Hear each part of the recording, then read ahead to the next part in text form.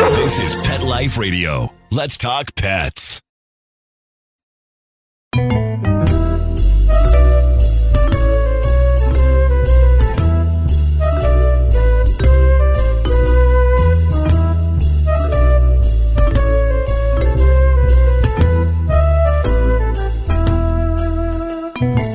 Hello, cat lovers. This is Michelle Fern, your host on Cattitude. Did you ever wonder what it's like for your cat when you bring home a new baby? Well, my author today, actually, she's an author and illustrator, wrote a book. It's a children's book. It's absolutely adorable. And I can't say enough great things about it. I love it. And it just makes a great gift for anyone with little ones bringing home a cat for the first time. So I'm excited to talk to her. We're going to be right back after this message. Here's an alarming statistic. More than 2/3 of dogs and cats have oral health disease by the age of 3, and one of the indicators is bad breath. Do your pets have a healthy mouth? Do you cringe when it's time for a kiss or a snuggle? Let's get to the cause. Harmful bacteria in their mouth. And bad breath is just the start. The bad bacteria cause tartar and oral disease, which can lead to serious overall health problems. It's critical to make sure your pet's oral health is the best it can be, as good dental health is key to optimizing their overall health. Now, good news. It's easy and affordable to improve their oral health with Probiora Pet. Just 1 scoop of this dental care probiotic mixed into their food daily floods the mouth with positive bacteria, which crowds out the bad. This means better oral health and fresher breath.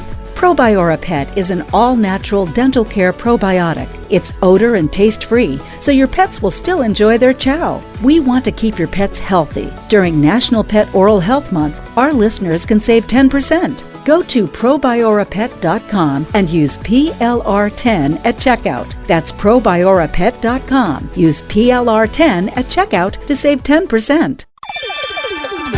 Let's Talk Pets on PetLifeRadio.com.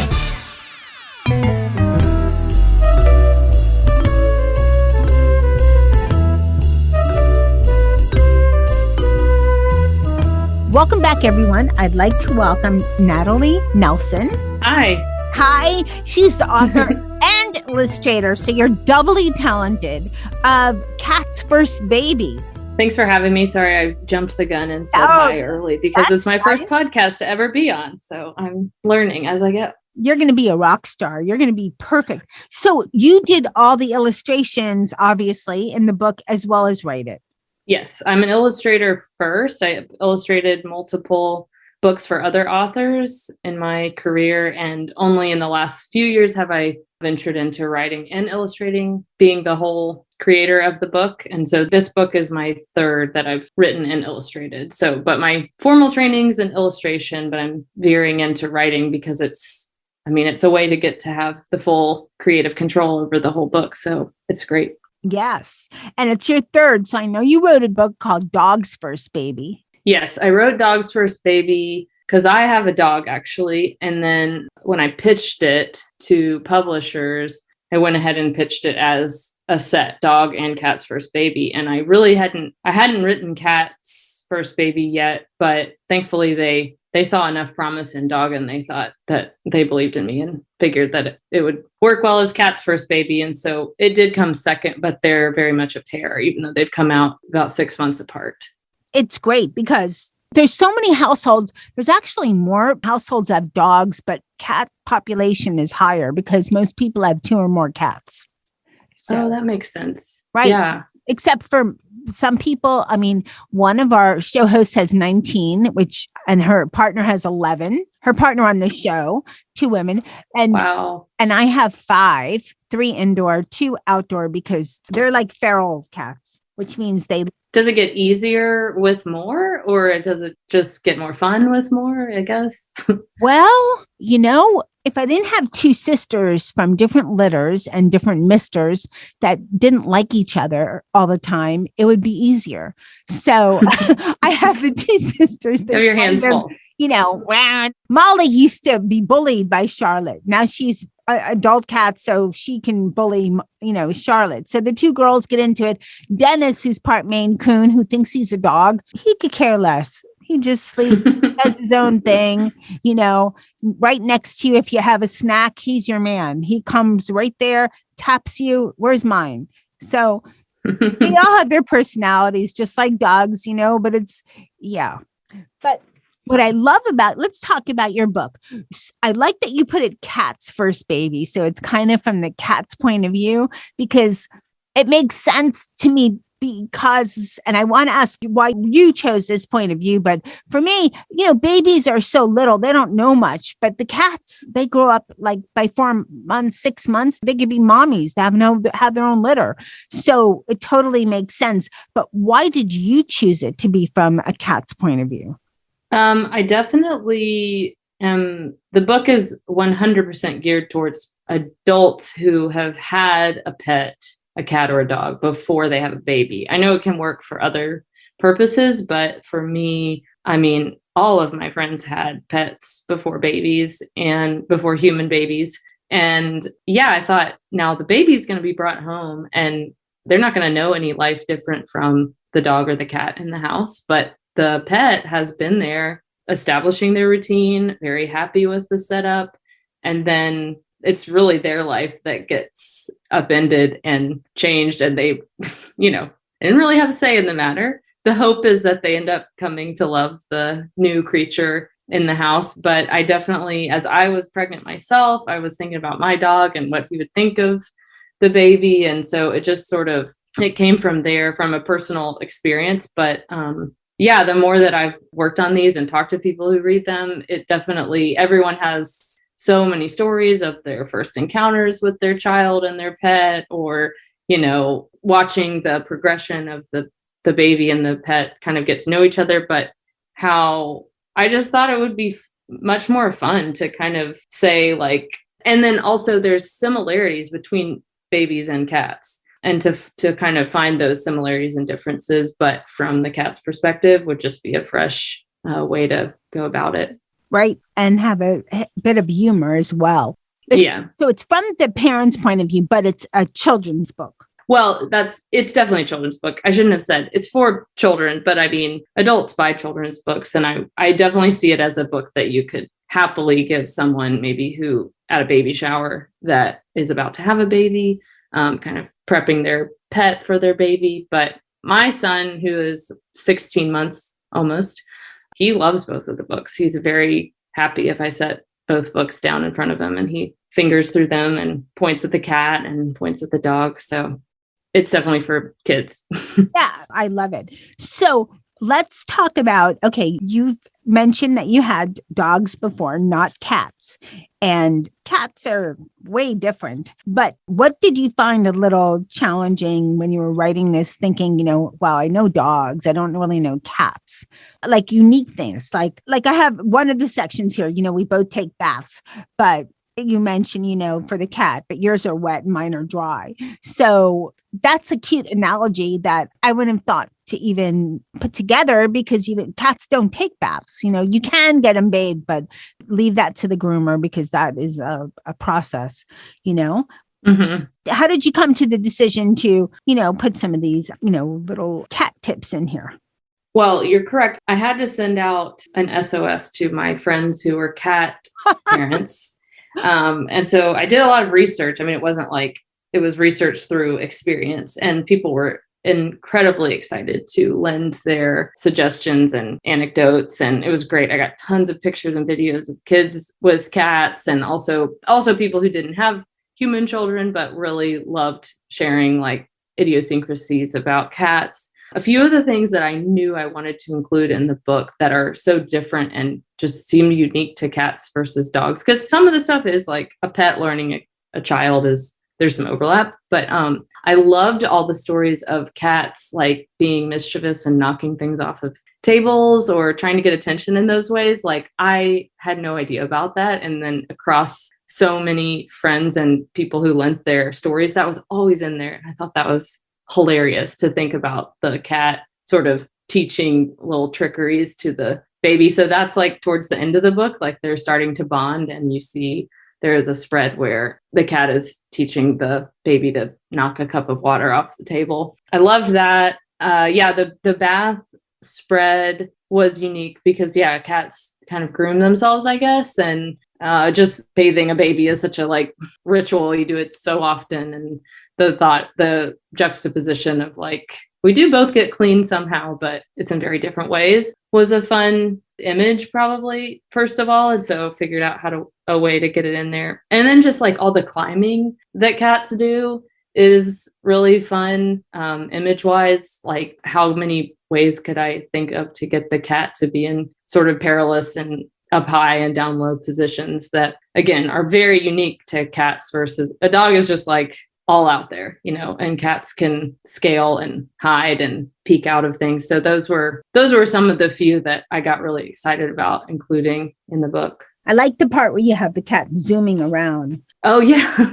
Dogs get the zoomies too, but cats for sure, like crazy. Yeah. And they'll do it inside. And like my dog gets the zoomies, but he tends to save it for outside. And like the zoomies were something, again, people were very insistent on. That's something that is very common to cat owners. So you gotta have that in there. Yes. That was a tough one because I wanted to be able to show motion, but it's a still book. So I had to figure out how to show that. Well, you did a good job because it's hard because you're drawing the picture from different viewpoints as well. Mm-hmm. So that makes it kind of hard. Is your cat is it a tuxedo cat? I think it's sort of, it's a suggestion of tuxedo. And that was there's all these conversations that go into things like that with the art directors at a publisher, because I tried a lot of different styles of cats. It ended up coming down to a lot of just like color options, and the dark blue cat kind of read better on the other colors that I had in the palette than like a lighter cat. And so we went with that one, not necessarily because it's like patterned after a very specific cat, just that I liked the kind of facial expressions that it was able to give with that white kind of snout and the yellow eyes. And then the blue really popped on a lot of pages. So that was kind of why we went with it. I was thinking it's black because I don't think there's any blue cat. Well, there's Russian blue, but it's like a gray blue. But this could be a new thing. Yeah, that's true. People can the blue tuxedo. Go for it. Cat. Yeah, you're right. It would be a black cat if it were a bit more realistic, but it's a navy blue. Navy blue's close enough to black. And publishing world, you have to think of all these things as far as color and all of that, where in real life, they are the colors that they come out. But we're going to take a short break, and then I have some more questions for you. So I'll be right back. Max, a 9-year-old rescue cat, was struggling to get up the stairs. I tried Antinol, which is a natural, super potent pet joint and well-being supplement that has enhanced the lives of over 2 million pets worldwide. In just 30 days, Max's recovery has let him race up the stairs. Start Antinol daily and see your dog or cat's mobility comfort improve in just 30 days. Guaranteed. If you want to be proactive about your pet's health and wellness, Antinol is an effective way to help prevent mobility discomfort. And check this offer out. You're not going to believe it. It's fabulous. Free shipping on your first order and a free bonus pack for the first 15 days to give optimal results, and a 100% money-back guarantee. Start your pet's mobility makeover at Antinol.com. Keep happiness in motion. Let's talk pets. Let's talk pets On Pet Life Radio. Pet Life Radio. PetLifeRadio.com.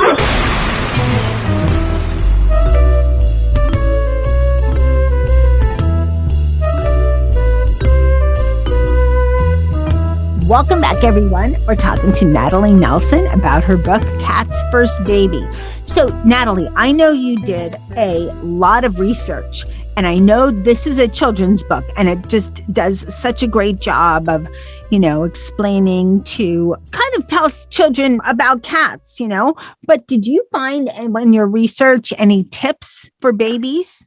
You like for families welcoming a baby with a pet? Yes, especially for cats. Maybe you share one or two that you maybe alluded to in the book, but it's not a research book about that. It's a children's book, so it's not going to be in the book.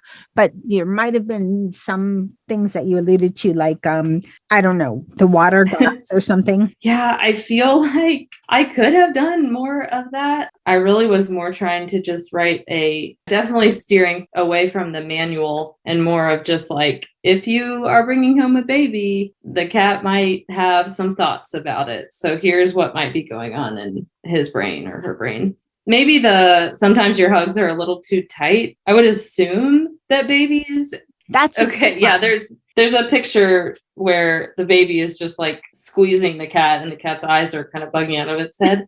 And I got a lot of feedback from cat owners that are like, yeah, it might tolerate it. And again, I view the book as sort of a progression. So, and you kind of see the baby growing. It's sort of like, it's kind of over maybe in theory, baby's first year. So the early pages, you can tell the baby's a lot smaller. Yeah. And then as the book goes along, there's sort of the friendship is forming and also the baby is getting much more able to, move around. And yeah, I've seen with my dog, like every stage, like there's new things to kind of look out for. And like, okay, now I remember when my son started crawling, like that was a clear coach. My dog had to adjust to that because he was this little lump that he could walk over and lick. But now Ames, my son, could get to him a lot faster and pull at his ears quicker. And so anyway, yeah, the book kind of moves as well with the age of the child. So towards the end of the book, you should be seeing that they're bonding a little bit more, but there's still some rub. So like that picture is almost towards the end. I think it's the second to last spread. And so the cat looks like it's tolerating the hug, but it's probably not that thrilled with it. And it's probably something that, we want to avoid it most of the time.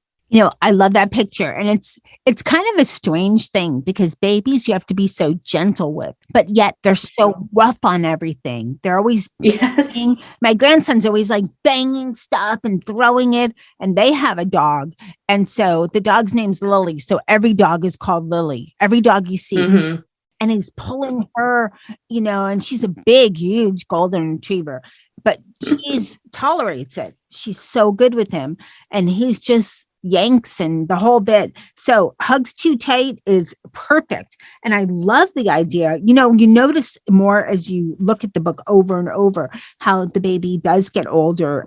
So it's just a great book and great for children because they can learn about pets. They can learn about the differences, as they get a little bigger. The age range says from 2 to 5, I think. Yeah. So this is definitely a great book. And I also like that the pages, and I don't know the technical term for it, that they're glossy, they're coated. So, how babies are messy, right? Yes, I do. Their hands, they touch food, they get into everything. So this book will stay nice and perfect for a very, very long time. These are called board books, and I had never done a board book before. And I think the glossy is recommended for board books. And now having a baby, yes, who's very messy myself, I totally get it because he drools all over everything. Like drool is the cleanest thing that gets on the books. But it's usually other things with food and milk and all kinds of other stuff. So yes, I think the glossy is the way to go for books for this age. Because they love to, like you said, they're also just really rough with books and everything and pets and literally everything. They're very rough on it. Yeah, they toss it. They're rough with pets and this and that.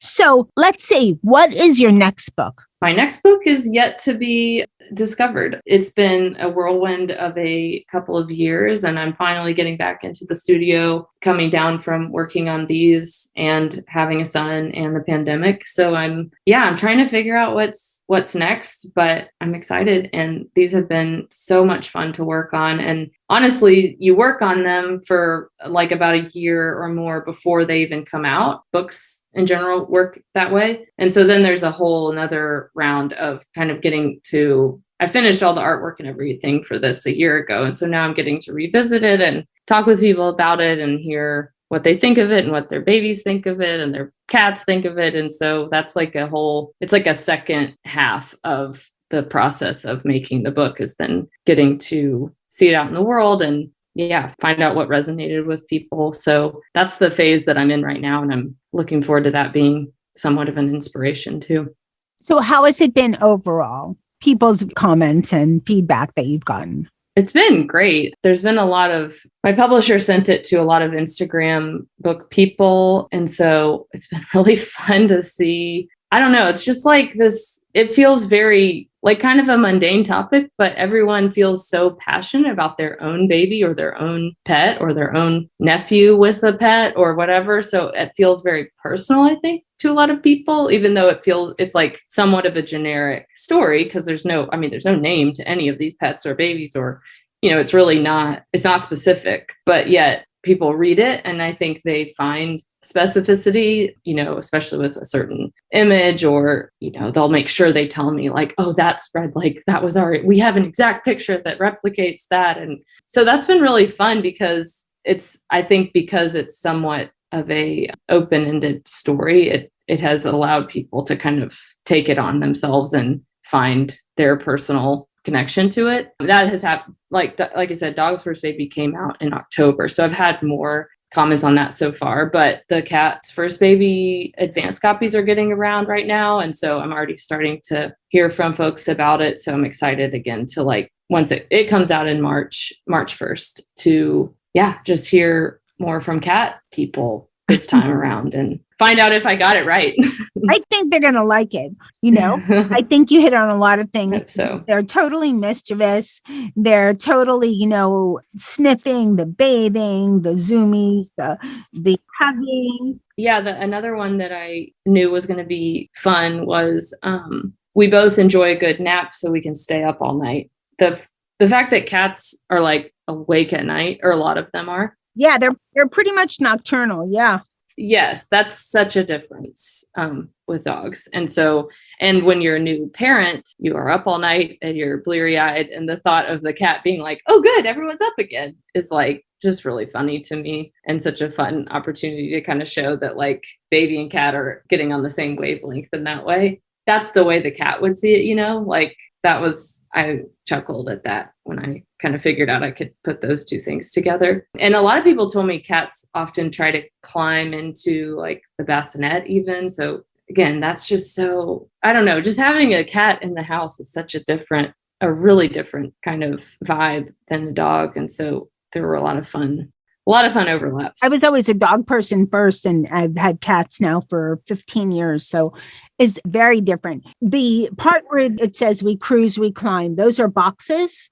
Yes, those are supposed to be boxes. Yeah, you know what? That's one of Cat's favorite things. You can buy. I heard toys. that. Yes, that is so true. You can buy a bunch of toys and say, that Chewy box comes, all the toys. No, they don't want the toys. They want the box. I'm not kidding. Like every single email from cat people for my research for this, there was always a mention of boxes or bags, and usually photos with it too, because it's hilarious. Like their little snout just sticking out of the corner, or just all the things. So I knew, and my publisher, like that was one of the early things we've been talking about. Like, okay, of course there will be a whole spread about boxes. That's a given. So we had to find a way to get that in there, but I knew we would. So having written about cats, do you see a cat in your future? I'm allergic to cats, and so is my husband. Okay. So I know, I don't think so, but my sister and her partner have 2 cats, and actually they have a tuxedo, and I did use a lot of pictures of him for somewhat of the inspiration for this cat. And so I was glad we landed on that one because it's kind of related to Grandpa, their cat. But yeah, I like them from afar, and they're very fun to draw. I will say that. So maybe there's more cat books in my future, but I'm not sure. There will not probably be a cat in my house unless there's, a vaccine that allows allergy people to not be allergic to cats. I did some shows on that way back. So there's, okay. Actually one of our show hosts, Dr. Cat, is allergic to cats, and she's a veterinarian. I have heard of this, and I know people who just love cats so much. They're like, I'm allergic, and I just figure it out. But you have a dog and you have a baby. That's kind of a handful. So yeah, it would probably be later when we're not just like trying to survive. Yes. And think of the next book. So where can people find your book? It's called Cat's First Baby, and by, of course, Natalie Nelson. Where can people find it? It should be available pretty much everywhere books are sold. I like to tell people, if you want to support an indie bookstore, a great resource is bookshop.org. You can search books there, and I believe then they'll get pulled from independent stores. So that way you're able to order it online, but it's getting pulled from the shelves of an indie store. But it's on Amazon, it's on barnesandnoble.com, it should be most, if not all, places that you shop for books. So Natalie, you mentioned influencers and Instagram, and that's like the holy grail these days. It's one of my favorites. How can people, if they take pictures or want to show off their book and their baby, whether it's a cat baby or human baby, what is your Instagram? I would love to see pictures of cats, babies, books, anything. And my Instagram handle is Nelson K. Natalie. Okay, so we got that. Well, thank you so much for coming on Cattitude and sharing your book. Thanks so much for having me. Well, I hope everyone loved today's show.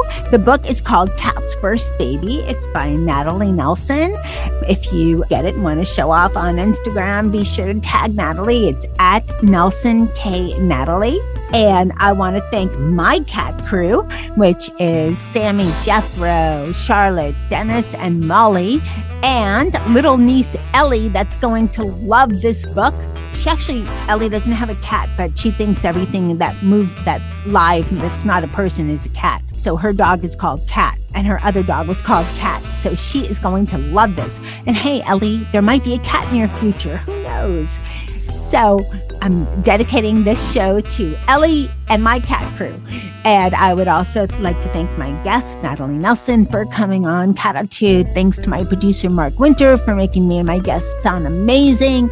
And huge, huge thanks to all of you listening. Thanks so much to my Cattitude audience, because you make our show so popular. And hey, if you don't have a little baby in your household, or, share this with a friend. This is such a great book. They will love it. And it makes a great gift for a new parent too, or a new grandma, So, hey, remember, lose the attitude, have Cattitude. Let's Talk Pets, every week on demand, only on PetLifeRadio.com.